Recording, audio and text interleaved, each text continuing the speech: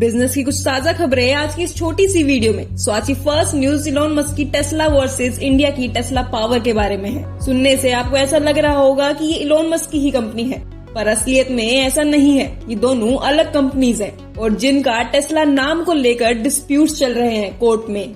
2 मई 2024 को फाइल किया गया ये केस अभी तक सोल्व नहीं हुआ है। दरअसल दिल्ली हाई कोर्ट ने इलॉन मस्क की टेस्ला और इंडिया की टेस्ला पावर के बीच अगली हियरिंग अप्रैल 2025 तक डेफर कर दी है। दरअसल इस डिस्प्यूट को सोल्व करने के लिए दोनों पार्टीज अब दिल्ली मीडिएशन और कंसिलिएशन सेंटर के जरिए मीडिएशन के थ्रू डिस्प्यूट को सोल्व करना चाहती है।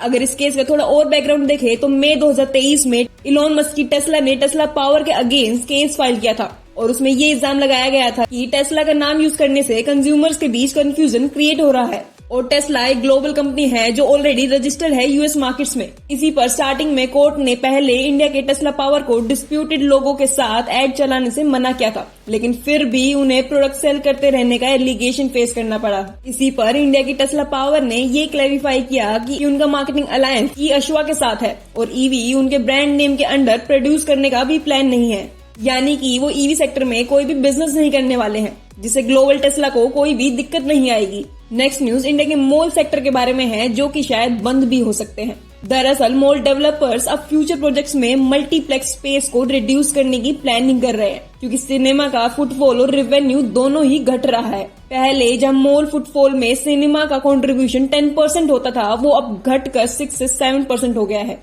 और जिस पर कुछ बड़ी कंपनियों की मैनेजमेंट ने भी बात की है, जैसे डीएलएफ के श्री राम खट्टर, जो कि वाइस चेयरमैन है डीएलएफ के। उन्होंने बताया कि नया एंटरटेनमेंट ऑप्शन की पॉपुलैरिटी के साथ सिनेमा स्पेस रैशनलाइज करना जरूरी है, क्योंकि मल्टीप्लेक्सेस जो मिनिमम गारंटी पे करते हैं वो अब स्ट्रगल कर रहे हैं। अगर इसके कुछ डेटा के बारे में बात करें तो 2023 में उन्होंने सिर्फ 8 से 9 महीने का टारगेट अचीव किया था, पर इससे बुरा उनके साथ 2024 में हुआ, जहां उन्होंने सिर्फ 4 से 5 महीने का ही टारगेट अचीव कर पाए। पर ये कुछ हालात नॉर्थ इंडिया की है, पर अगर साउथ के बारे में बात करें तो वहाँ थोड़ा सा माहौल अलग है। प्रेस्टीज ग्रुप के मोहम्मद अली ने बताया कि साउथ इंडिया में रीजनल लैंग्वेज की वजह से सिनेमा बेटर परफॉर्म करते हैं, पर ओटीटी और बॉक्स ऑफिस के डिक्लाइन का इम्पैक्ट वहाँ भी है, और इसी चीज की वजह से वो ये एरिया किसी और जोन को एलोकेट करने वाले हैं। जैसे मॉल्स में सबसे ज्यादा रेवेन्यू आता है गेमिंग जोन, फूड कोर्ट और रिटेल चेन से, वहाँ प्रेफरेंस उनको ज्यादा मिलने वाली है, क्योंकि अब सिनेमा हॉल स्ट्रगल कर रहे हैं। और इसके पीछे का कारण है स्ट्रीमिंग प्लेटफॉर्म जैसे नेटफ्लिक्स, अमेजन प्ले और जियो, और इसके अलावा हाई टिकट प्राइस और पुअर फिल्म्स की वजह से सिनेमा की डिमांड कम हो रही है। 2024 में इंडियन बॉक्स ऑफिस का कलेक्शन 7,811.8 करोड़ तक घट गया है, जो 2023 में 13,161.2 करोड़ हुआ करता था। और इस पर एक मेजर इम्पैक्ट रहा है कोविड का, जहां ऑक्यूपेंसी 30+ हुआ करती थी। अब 2020 के बाद ये ऑक्यूपेंसी 25.8% पर आ गई है,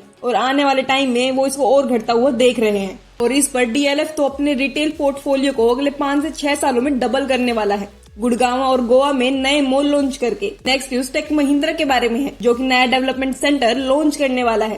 टेक महिंद्रा और यूएसआई ने बेंगलोर में एक नया डेवलपमेंट सेंटर एस्टेब्लिश किया है, और ये यूएसआई का पहला ऑफशोर डेवलपमेंट सेंटर है इंडिया में, जो स्मार्ट डिवाइसेस इंजीनियरिंग पर फोकस करेगा।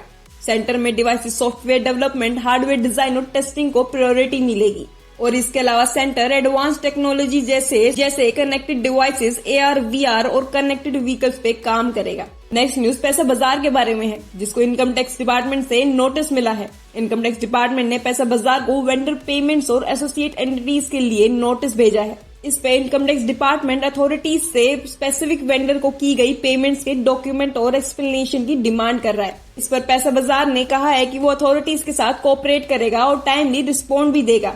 नेक्स्ट न्यूज रेडिट के बारे में है, जो कि अपने ग्लोबल एक्सपेंशन के लिए तैयार है। रेडिट ने अपने यूजर बेस को यूके, इंडिया, ब्राजील और फिलीपींस में एक्सपैंड करने का फोकस कर रहा है। रेडिट के सीओओ जैन वोंग ने इंडिया के पोटेंशियल को हाईलाइट भी किया है, जहाँ क्रिकेट और बॉलीवुड जैसे टॉपिक पर सबसे ज्यादा एंगेजमेंट है।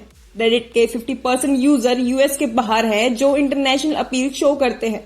रेडिट 2025 तक 30+ कंट्रीज में machine learning translation feature enhance करने की बात भी कर रहा है। पर अगर इसके रेवेन्यू को देखा जाए तो 83% रेवेन्यू यूएस से आता है, लेकिन रेडिट इंटरनेशनल मार्केट में लोकल एडवर्टाइजर ग्रो करना भी चाहता है। नेक्स्ट न्यूज हीरो इलेक्ट्रिक के बारे में है, जिस पर बड़े इल्जाम लगाए गए हैं। दरअसल सीरियस फ्रॉड इन्वेस्टिगेशन ऑफिस यानी कि SFIO ने हीरो इलेक्ट्रिक के गुड़गांव प्रेमाइसेस पर FEMA 2 सब्सिडरी रूल के वॉयलेशन के लिए सील किया है और हीरो इलेक्ट्रिक पर सब्सिडरी का मिसयूज करने का भी आरोप लगा है। हीरो इलेक्ट्रिक और ओकिनावा पे ईवी एडॉप्शन के लिए मिलवाने वाली सब्सिडरीज मिसयूज करने का आरोप लगा है और इस पर गवर्नमेंट ने उनसे रिफंड का ऑर्डर भी दिया है। हीरो इलेक्ट्रिक को 133 सब्सिडीज विद इंटरेस्ट रिटर्न करने को ऑर्डर दिया गया है, पर उल्टा कंपनी ने 556 करोड़ की सब्सिडीज पेंडिंग होने का क्लेम किया है। पर इसके अलावा हीरो इलेक्ट्रिक की सेल्स में भी डाउन देखने को मिला है। हीरो इलेक्ट्रिक के ई स्कूटर सेल्स अक्टूबर में 143 यूनिट पर आ गया है, जो सितंबर में 160 यूनिट था, जो कि 10% के आसपास का ड्रॉप है। न्यूज सिक्वोया कैपिटल्स के बारे में है, जो कि इंडिया के एक बेंगलोर स्टार्टअप में इन्वेस्ट करने वाली है। सिक्वोया कैपिटल, जो कि एक बहुत बड़ी वेंचर कैपिटल फर्म है, वो एक बेंगलोर बेस्ड स्टार्टअप वेन्स में इन्वेस्टमेंट करने वाली है, जो डील करता है क्रॉस बॉर्डर पेमेंट्स में। वेन्स इंटरनेशनल पेमेंट को सिंप्लीफाई करने का एम रखता है बिजनेस और इंडिविजुअल के लिए। ये डील फिनटेक इनोवेशन में सिक्वोया के इंटरेस्ट को शोकेस करता है। नेक्स्ट न्यूज इंडिया मार्ट के बारे में है। इंडिया मार्ट, जो कि B2B प्लेटफॉर्म है, वो एक फर्म के अंदर अपना स्टेक इंक्रीज कर रहा है। इंडिया मार्ट मोप्सी टेक्नोलॉजीज में 14.3 करोड़ इन्वेस्ट करके अपना स्टेक को 31.33% से बढ़ा रहा है। ये ट्रांजैक्शन नेक्स्ट 90 डेज में कंप्लीट होने की उम्मीद है, जो इंडिया मार्ट के सेस फोकस ऑब्जेक्टिव से अलाइन करता है। इंडिया मार्ट ने पहले 2023 में 8 करोड़ और 2022 में 15.1 करोड़ इन्वेस्ट किए थे। नेक्स्ट न्यूज इंडिया के अमेजन वर्कर प्रोटेस्ट के बारे में है। अमेजन वर्कर्स ने मेक अमेजन पे कैंपेन के अंडर दिल्ली में प्रोटेस्ट किया, बेटर पे और कंडीशन की डिमांड के साथ। इसमें वर्कर्स ने हाई सैलरी डिमांड की है। वर्कर्स बेसिक सैलरी 10,000 से बढ़ाकर 25,000 करने की मांग कर रहे हैं। इस पर अमेजन ने रिस्पॉन्ड करते हुए ये कहा कि कंपनी की तरफ से दिए गए वर्किंग कंडीशन सेफ हैं और वर्कर्स फॉल्स नैरेटिव प्रमोट कर रहे हैं, और इस पर यूनियन ने भी पूरा सपोर्ट किया। दरअसल यूएनए ग्लोबल यूनियन ने प्रोटेस्ट को सपोर्ट किया और फेयर पे डिसेंट वर्किंग कंडीशन के लिए यूनियन रिकॉग्निशन की डिमांड भी की, और इससे पहले भी अमेजन को सेम तरीके के चार्जेस फेस करने पड़े हैं। इस पर आपका क्या कहना है, मुझे कमेंट सेक्शन में जरूर बताना। नेक्स्ट न्यूज फ्लिपकार्ट के बारे में है, जो कि अपनी क्विक कॉमर्स सर्विस को एक्सपैंड कर रहा है। फ्लिपकार्ट ने अपनी quick commerce service Flipkart minutes को बेंगलोर, दिल्ली, मुंबई के बाहर एक्सपेंड करने का प्लान बनाया है। कोलकाता, दिल्ली, बेंगलोर, मुंबई जैसी सिटीज में फास्ट डिलीवरी की डिमांड को देखते हुए ये प्लान बना है। 2028 तक ई कॉमर्स इंडिया के टोटल रिटेल मार्केट का 12% हिस्सा होगा, जो कि अर्बन और सेमी अर्बन कस्टमर की वजह से पॉसिबल हो पाएगा। तो चलिए बात करते हैं कुछ इंटरनेशनल न्यूज के बारे में।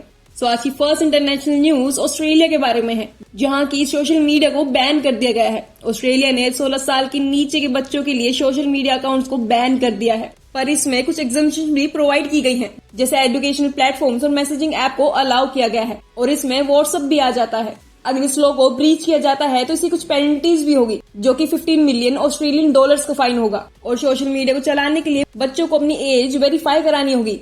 इस पर मेटा ने रिएक्ट करते हुए इस चेंज को इनइफेक्टिव बोला और डिले की डिमांड भी की। सरकार ने कहा कि बच्चों की मेंटल हेल्थ प्रोटेक्ट करने के लिए जरूरी है। इस लॉ पर आपका क्या कहना है कि क्या गवर्नमेंट इसको कंट्रोल कर पाएगी या फिर से लूप होल्स निकल ही जाएंगे? और अगर इसको इंडिया में इम्प्लीमेंट कर दिया जाता है तो क्या इसके कॉन्सिक्वेंस देखने को मिलेंगे? मुझे कमेंट सेक्शन में जरूर बताना।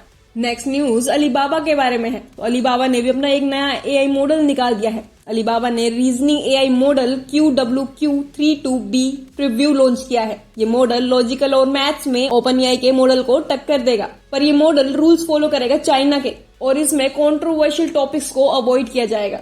और अगर इसके अलावा और कंपनीज की बात करी जाए, जैसे गूगल और माइक्रोसॉफ्ट एआई रीजनिंग में बहुत बड़ी इन्वेस्टमेंट कर रहे हैं। नेक्स्ट न्यूज फ्रेंच कोर्ट के बारे में है, जहां पे पोर्न साइट्स को बैन कर दिया गया है। दरअसल पेरिस कोर्ट में 4 पोर्न साइट्स को ब्लॉक कर दिया गया है, जो प्रॉपर एज वेरिफिकेशन सिस्टम को फॉलो नहीं कर रही थी। इस रूलिंग का एम है माइनर्स को एडल्ट कंटेंट से दूर रखना। नेक्स्ट न्यूज माइक्रोसॉफ्ट के बारे में है, जिस पर कुछ एलिगेशंस लगे हैं। दरअसल FTC यानी कि फेडरल ट्रेड कमीशन ने माइक्रोसॉफ्ट के अगेन एंटी ट्रस्ट इन्वेस्टिगेशन शुरू की है, जिसे फाइनेंशियल टाइम्स ने पहले रिपोर्ट किया था। इन्वेस्टिगेशन माइक्रोसॉफ्ट के गेमिंग और क्लाउड सर्विस और मार्केट डोमिनेंस को लेकर है, और अभी ये इन्वेस्टिगेशन शुरुआती स्टेज पर है और लीगल एक्शन के बारे में अभी डिटेल्स क्लियर नहीं है। जैसे ही क्लियर होगी आपको इस चैनल पे मिल जाएगी। तब तक के लिए आप हमारे चैनल को सब्सक्राइब कर सकते हो। कर दो भाई, 70% जनता बिना सब्सक्राइब करे जाती है।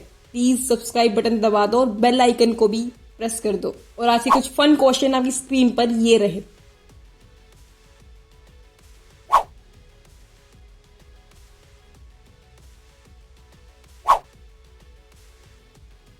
धन्यवाद।